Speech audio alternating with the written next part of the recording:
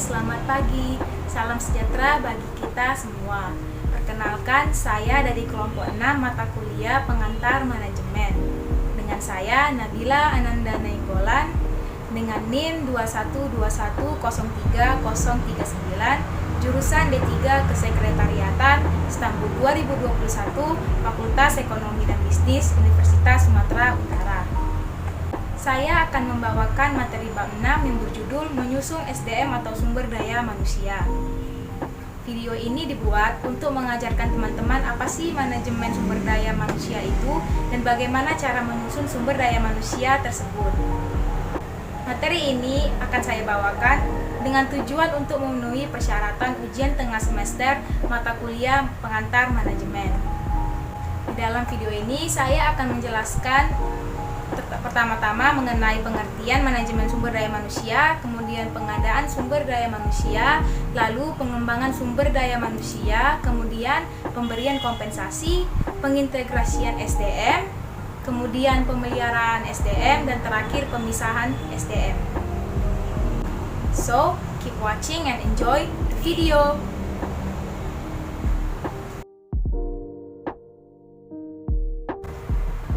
Sebelum kita memasuki pengertian manajemen sumber daya manusia, pertama sekali saya ingin membahas mengapa sumber daya manusia ini penting diketahui dan dipahami oleh seorang manajer itu sendiri terlebih dahulu.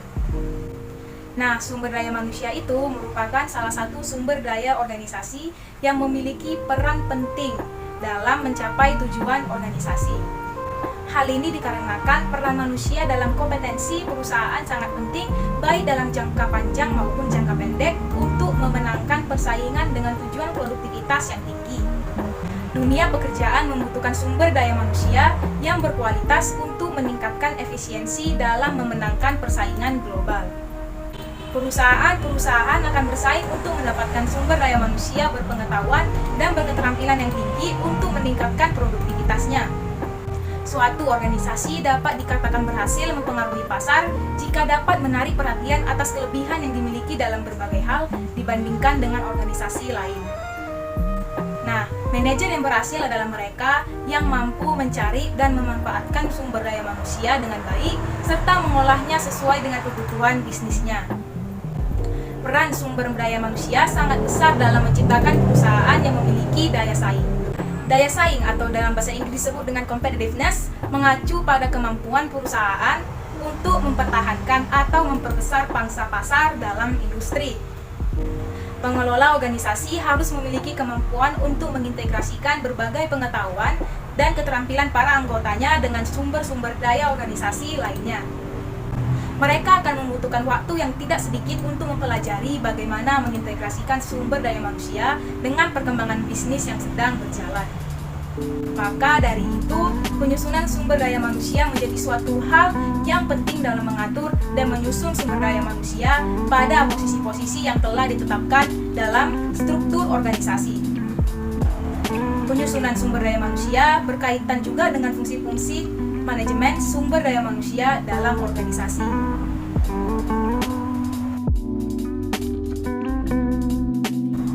Suatu konsep yang menarik perhatian beberapa manajer akhir-akhir ini adalah organisasi pembelajar atau learning organization, di mana setiap orang harus menambah kemampuannya agar dapat menyesuaikannya dengan pekerjaan sehingga memberikan hasil kerja yang lebih baik di organisasinya. Perubahan lingkungan bisnis yang sangat cepat menuntut peran sumber daya manusia melalui keunggulan bersaing. Setiap organisasi harus meningkatkan hasil kerja untuk memenangkan persaingan melalui peningkatan kualitas sumber daya manusia. Nah, agar suatu perusahaan dapat memenangkan persaingan di pasar, ada beberapa hal penting yang perlu diperhatikan dalam mengelola sumber daya manusia. Antara lain, 1. Pengambilan keputusan yang tepat.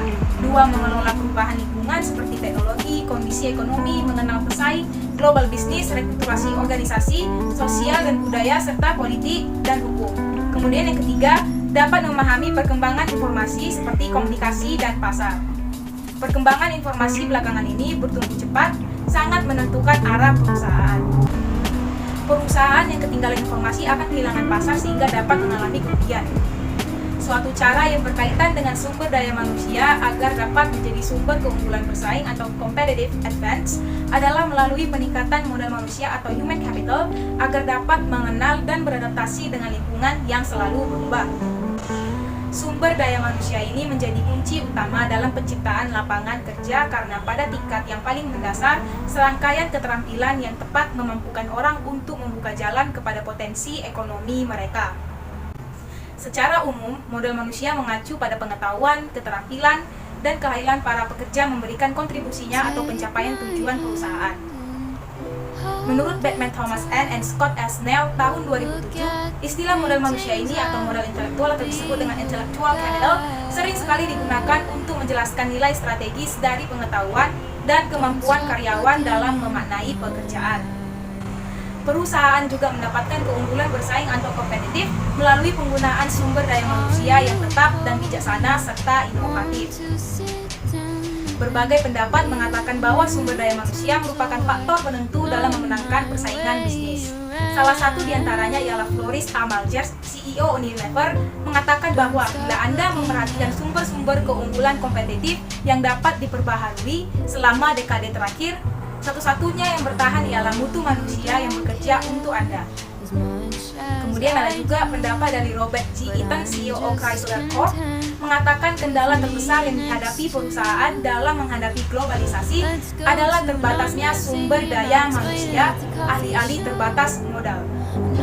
Oleh karena sumber daya manusia memiliki peranan penting dalam kompetisi baik jangka pendek maupun jangka panjang, maka para analisis sangat intens memperhatikan kondisi perusahaan dalam mengelola sumber daya manusia secara efektif. Manajemen sumber daya manusia memiliki dua fungsi yang di dalamnya, yaitu satu fungsi manajerial dan dua fungsi teknis. Fungsi manajerial atau managerial function berkaitan dengan aktivitas-aktivitas manajer secara umum yang dilakukan untuk mencapai tujuan organisasi. Fungsi manajerial ini mencakup perencanaan, pengorganisasian, penyusunan, sumber daya alam manusia, pergerakan sumber-sumber daya organisasi, dan juga pengendalian. Sedangkan untuk fungsi-fungsi teknis atau disebut dengan technical function berkaitan dengan aktivitas yang harus dilakukan oleh bagian sumber daya manusia. Nah, fungsi-fungsi manajemen sumber daya manusia adalah pengadaan atau recruitment, pengembangan atau development, pemberian kompensasi atau compensation, pengintegrasian atau integration, pemeliharaan atau maintenance, dan pemisahan atau separation sumber daya manusia. Sebuah organisasi terdapat banyak aktivitas yang dapat dibagi ke dalam beberapa bagian administrasi, antara lain bagian sumber daya manusia, produksi, pemasaran, dan keuangan. Nah, selanjutnya manajer sumber daya manusia melaksanakan aktivitas untuk memperoleh informasi-informasi pekerjaan, antara lain berupa uraian pekerjaan dan spesifikasi pekerjaan. Untuk uraian pekerjaan sendiri atau job description merupakan isi dari setiap pekerjaan yang berkaitan dengan tugas-tugas, tanggung jawab, dan wewenang suatu pekerjaan. Setiap pekerjaan memiliki isi yang berbeda, hal ini menjadi karakteristik suatu pekerjaan itu. Kemudian dilanjut dengan spesifikasi pekerjaan atau job specification adalah persyaratan yang harus dipenuhi oleh pemangku suatu pekerjaan atas dapat menyelesaikannya dengan baik. Dengan demikian, dapat kita katakan bahwa analisis pekerjaan merupakan proses yang sistematis dalam penentuan tugas-tugas dan tanggung jawab, serta keahlian dan pengetahuan yang diperlukan untuk melaksanakan berbagai pekerjaan dalam organisasi.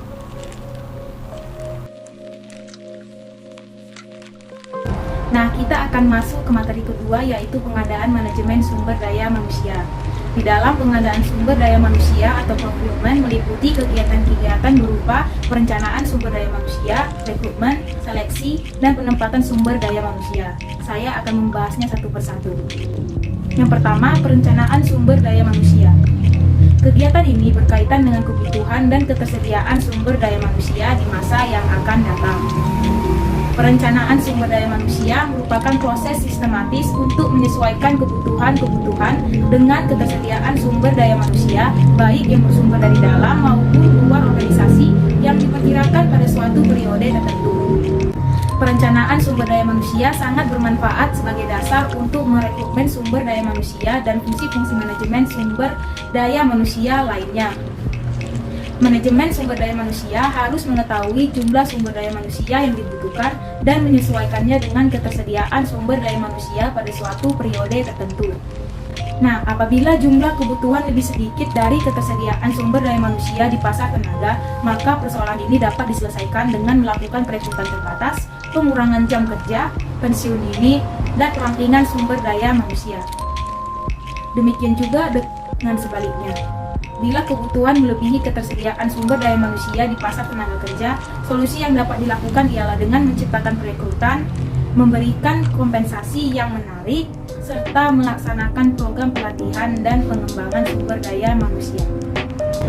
Yang kedua, metode-metode untuk meramalkan kebutuhan sumber daya manusia. Beberapa metode yang biasa dilakukan untuk meramalkan kebutuhan sumber daya manusia ini antara lain analisis perkembangan, peramalan dasar nol, pendekatan dari bawah ke atas, analisis rasio, analisis korelasi, dan yang terakhir metode simulasi. Analisis perkembangan dilakukan melalui pengkajian terhadap kejadian-kejadian pada masa lampau, titik mencatat data sumber daya manusia pada beberapa tahun terakhir atau belakang, kemudian dapat diketahui rata-rata pertambahan jumlah tenaga kerja per tahun. Oleh karena itu, dapat diprediksi pertambahan jumlah kebutuhan sumber daya manusia beberapa tahun ke depannya. Tujuan dari metode ini ialah untuk mengidentifikasi perkembangan jumlah kebutuhan sumber daya manusia di masa yang akan datang. Kemudian ada metode peramalan dasar nol, menggunakan jumlah karyawan sekarang untuk menentukan kebutuhan sumber daya manusia di masa yang akan datang. Apabila terdapat kekosongan pada suatu posisi akibat ditinggalkan pekerjaannya, dapat diisi secara langsung. Kebutuhan akan sumber daya manusia dapat ditentukan melalui peramalan pada setiap tingkatan atau bagian secara berurutan mulai dari tingkatan yang terendah sampai yang tertinggi. Pendekatan dari bawah ke atas dilakukan oleh setiap manajer pada setiap tingkatan atau bagian dalam perusahaan dengan cara meramalkan kebutuhan akan sumber daya manusia mulai dari tingkat yang terendah sampai yang tertinggi. Pada akhirnya akan diperolehlah jumlah secara keseluruhannya.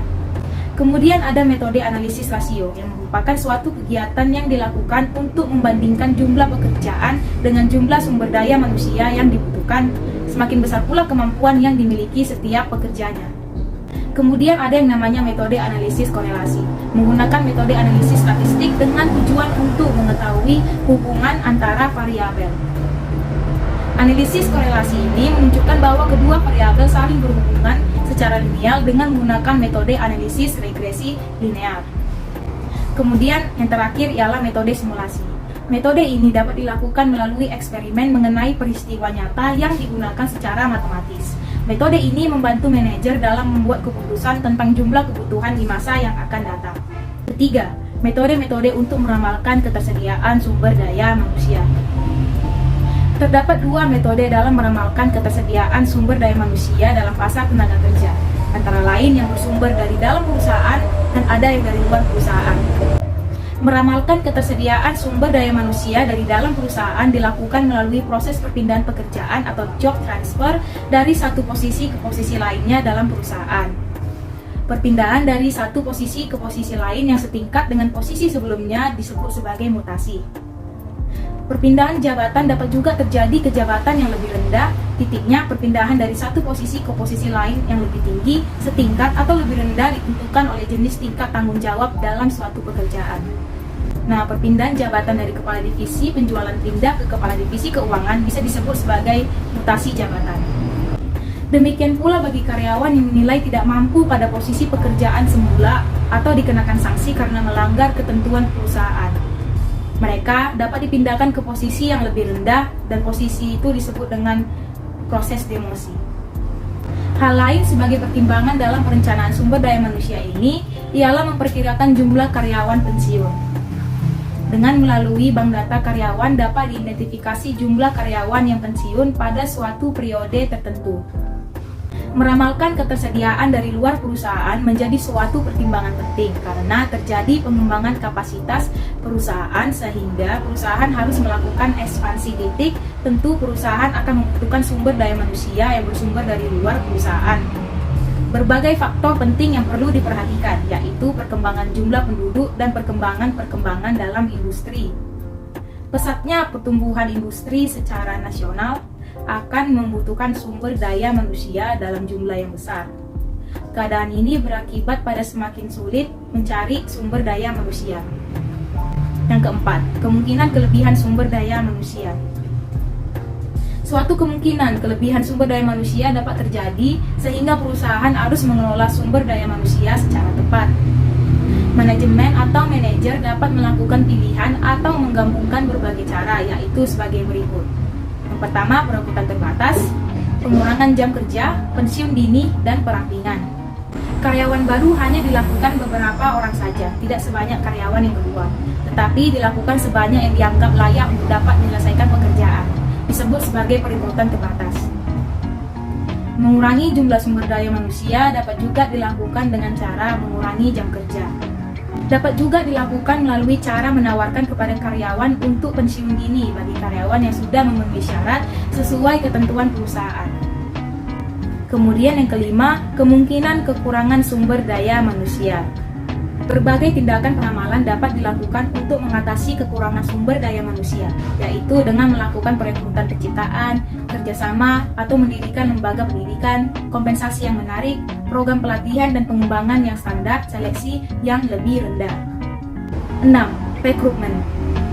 Rekrutmen sumber daya manusia sering dilakukan sebagai dasar untuk melakukan seleksi untuk mengisi kekosongan pada berbagai posisi dalam organisasi.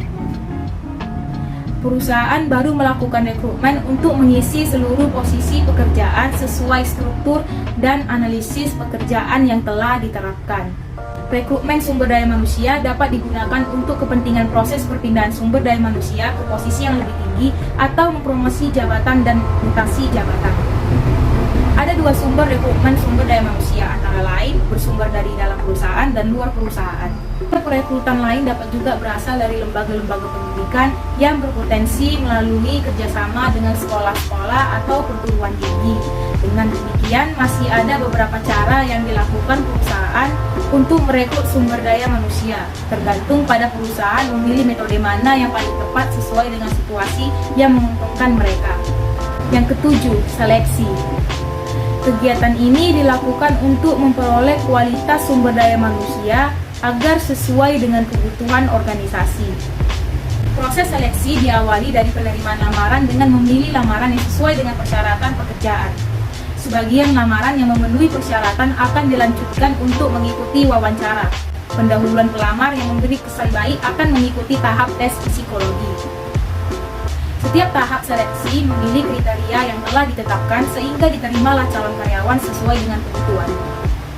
Setiap perusahaan berbeda dalam menentukan langkah-langkah seleksinya, tergantung pada kepentingannya. Yang kedelapan, penempatan sumber daya manusia. Menempatkan sumber daya manusia merupakan kegiatan yang dilakukan untuk menyesuaikan kemampuan dan bakat yang dimiliki oleh sumber daya manusia dengan sifat pekerjaan. Kesalahan dalam menetapkan sumber daya manusia sesuai dengan kemampuan yang mereka miliki dapat menimbulkan ketidakpuasan kerja. Manajer yang berhasil dalam menempatkan sumber manusia memberi hasil akan menimbulkan kepuasan kerja, meningkatnya kinerja individu, menurunnya tingkat absensi, dan rendahnya tingkat turnover tenaga kerja. Kemudian kita akan masuk ke materi selanjutnya, yaitu pengembangan sumber daya manusia. Pengembangan sumber daya manusia atau disebut dengan Human Resources Development merupakan suatu proses peningkatan pengetahuan dan keterampilan melalui pendidikan dan latihan yang bertujuan untuk meningkatkan kinerja dan kepuasan kerja individu dan kelompok dalam organisasi dalam upaya untuk meningkatkan keuntungan perusahaan. Dua kegiatan penting sebagai dasar untuk mengembangkan para anggota organisasi ialah antara lain pendidikan dan pelatihan. Calon karyawan baru yang fresh graduate membutuhkan pelatihan untuk menyetarakan pengetahuan yang mereka terima ketika masih studi di sekolah atau di perguruan tinggi dengan situasi yang terjadi secara nyata di tempat kerja. Kegiatan ini sangat berguna bagi karyawan baru untuk meningkatkan pemahaman mereka tentang tugas-tugas dan tanggung jawab atas pekerjaan nantinya. Bagi karyawan yang sudah bekerja, pengembangan berguna juga untuk menyesuaikan kemampuan kerja dengan pekerjaan baru akibat perpindahan dari satu posisi ke posisi lain dalam organisasi. Terdapat juga proses untuk mencapai tujuan karir yang pertama dimulai dari perencanaan karir atau career planning yang merupakan serangkaian pekerjaan yang akan dilakukan oleh seorang dalam hidupnya untuk mencapai sasaran karir yang diinginkan. Kemudian ada juga yang namanya pengembangan karir atau career development yang merupakan pendekatan yang dilakukan organisasi untuk meningkatkan kemampuan seseorang dalam mempermudah pencapaian sasaran karir. Kemudian ada yang namanya pengembangan organisasi atau organization development, yaitu merupakan suatu proses perubahan yang terencana dengan melakukan perubahan-perubahan pada berbagai sistem dan struktur organisasi yang dapat dicapai secara efektif dan efisien. Kompensasi atau compensation adalah imbalan yang dibayarkan kepada karyawan atau jasa-jasa mereka terhadap tanggung jawabnya dalam pekerjaan. Kompensasi ini dapat dibagi menjadi dua, yaitu kompensasi finansial dan kompensasi non-finansial. Kompensasi finansial ini sendiri juga dibedakan menjadi dua, yaitu kompensasi langsung misalnya seperti upah atau gaji, insentif atau bonus, sedangkan yang satunya lagi ialah kompensasi yang tidak langsung seperti misalnya asuransi, jaminan sosial, dan pengobatan. Rencana pembayaran dapat juga dilakukan melalui metode bonus waktu melalui 3 pertimbangan, yaitu waktu kerja, waktu yang dihemat, dan waktu standar. Berdasarkan waktu kerja, bonus diberikan kepada karyawan yang menyelesaikan pekerjaan kurang dari standar waktu pekerjaan. Berdasarkan pada waktu yang dihemat, bonus diberikan kepada karyawan dengan penghematan waktu pekerjaan sesuai dengan presentasi penghematan waktu yang telah ditetapkan. Berdasarkan waktu standar, bonus diberikan kepada karyawan yang memiliki prestasi dalam kerja. Metode ini dahulunya dirancang oleh Henry L. Gantt, yaitu memberikan bonus sebesar 20% dari waktu standar. Keberhasilan manajer dalam melaksanakan tugasnya dinilai dari keberhasilannya dalam melaksanakan fungsi-fungsi manajemen baik secara umum dan secara teknis, serta dalam pengambilan keputusan. Insentif dapat diberikan dalam jangka pendek dengan bentuk tunjangan prestasi kerja yang diterima setiap bulan. Insentif jangka panjang dapat dibayarkan dalam berbagai opsi saham. Pengintegrasian. Pada dasarnya, terdapat dua unsur penting terlibat dalam mencapai tujuan organisasi, yaitu pemberi kerja dan pekerja. Kedua belah pihak memiliki kepentingan yang berbeda secara individual atau kelompok, walaupun secara keseluruhan mempunyai tujuan yang sama, yaitu merealisasikan keinginannya. Manajer sumber daya manusia berupaya agar keinginan kedua belah pihak akan tercapai secara maksimal dan dengan tidak merugikan salah satu pihak. Integrasi berarti menyelaraskan keinginan karyawan dengan kepentingan organisasi. Oleh karena itu, diperlukan perasaan dan sikap karyawan dalam menetapkan kebijakan organisasi. Dikemukakan sebelumnya bahwa kedua belah pihak memiliki kepentingan terhadap organisasi. Oleh karena itu, masing-masing memiliki tanggung jawab dan hak atas keberlangsungan hidup organisasi. Seringkali kepentingan antara kedua belah pihak ini tidak terpenuhi sesuai harapannya, sehingga terjadi pertentangan atau konflik. Pada situasi inilah kalian manajer diharapkan dapat memadukan atau mengintegrasikan antara kepentingan kedua belah pihak tersebut. Penelitian menunjukkan bahwa kepentingan karyawan dan organisasi dapat bertumpang tindih dengan baik dalam program-program tertentu seperti flex time, perluasan dan pemberkaya pekerjaan, kelompok kerja setengah otonom, pengambilan keputusan partisipatif, evaluasi pekerjaan rencana kompensasi variabel, dan sebagainya. Pemeliharaan sumber daya manusia. Pemeliharaan sumber daya manusia bertujuan untuk mempertahankan karyawan agar memiliki loyalitas dan kesetiaan yang tinggi sebagai anggota dalam organisasi. Sebagai karyawan yang memiliki loyalitas tinggi terhadap perusahaan akan memiliki tanggung jawab atas pekerjaan yang diikuti dengan kinerja yang baik pula. Manajer yang berhasil melakukan memperhatikan kebutuhan para karyawannya dan melindunginya dari kecelakaan kerja. Mereka menyadari bahwa keberhasilan organisasi dalam mencapai tujuannya bergantung pada kemampuan para anggota. Oleh karena itu, sangatlah perlu diperhatikan keamanan dan kenyamanan kerja. Keselamatan kerja merupakan fasilitas untuk melindungi para karyawan dari kecelakaan kerja. Berbagai penyebab kecelakaan kerja dapat terjadi baik yang diakibatkan faktor pekerjaan maupun faktor manusia. Kesehatan kerja menunjukkan bebasnya karyawan dari gangguan penyakit akibat pekerjaan. Kesehatan kerja selalu berkaitan dengan lingkungan kerja dan mental pekerja. Lingkungan yang bersih akan memberikan kenyamanan kerja, membuat karyawan terhindar dari penyakit. Pemimpin yang baik akan memperhatikan kebutuhan dan kemampuan karyawan agar dapat bekerja lebih baik. Kebanyakan organisasi yang berhasil menyiapkan lembaga-lembaga konsultan pekerja dan pembimbingan atau konseling untuk mengatasi permasalahan yang dihadapi organisasi. Melalui cara ini akan membantu dan memperhatikan kepentingan karyawan sehingga dapat berakibat pada kepuasan kerja. Dan materi yang terakhir ialah pemisahan sumber daya manusia. Pemisahan sumber daya manusia merupakan bagian akhir dari fungsi-fungsi manajemen sumber daya manusia ini, yang berarti bahwa mereka keluar dari pekerjaan atau perusahaan dengan berbagai alasan. Berbagai bentuk pemutusan hubungan kerja antara lain pensiun karyawan, berhenti karena permintaan karyawan itu sendiri, karena faktor fisik dan kesehatan, dan diberhentikan karena ketidakmampuan melaksanakan tugas dengan baik. Di antara pihak pekerja dengan memberi kerja telah dibuat perjanjian kerja di mana dijelaskan hak dan tanggung jawab masing-masing pihak sebagai suatu kesepakatan untuk dipatuhi bersama. Pihak karyawan telah menyetujui kewajiban-kewajibannya merupakan tanggung jawab atas pekerjaannya. Perusahaan dapat melakukan tindakan pemberhentian bila terbukti melakukan pelanggaran. Ada kalanya perusahaan melakukan perubahan bentuk untuk tujuan efisiensi. Organisasi dapat mencapainya melalui perubahan bentuk organisasi penggabungan beberapa bagian dalam organisasi, perubahan status dan perubahan kepemilikan. Berbagai bentuk perubahan tersebut akan mengurangi jumlah sumber daya manusia dan tindakan ini akan menimbulkan pemberhentian sebagian karyawannya. Pemberian kerja dapat memberhentikan pekerja karena perusahaan tutup disebabkan mengalami kerugian selama 2 tahun berturut-turut atau keadaan lain yang memaksa perusahaan tersebut harus tutup.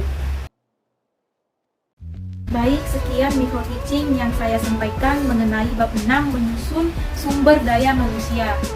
Apabila ada kekurangan atau kesalahan kata, saya mohon maaf sebesar-besarnya. Kiranya dengan adanya video ini kita akan semakin mengerti mengenai manajemen sumber daya manusia dan menyusun sumber daya manusia dalam dunia kerja. Saya akhiri video ini dengan mengucapkan terima kasih karena telah menonton video ini sampai selesai dan semoga berguna bagi yang menonton. Bye.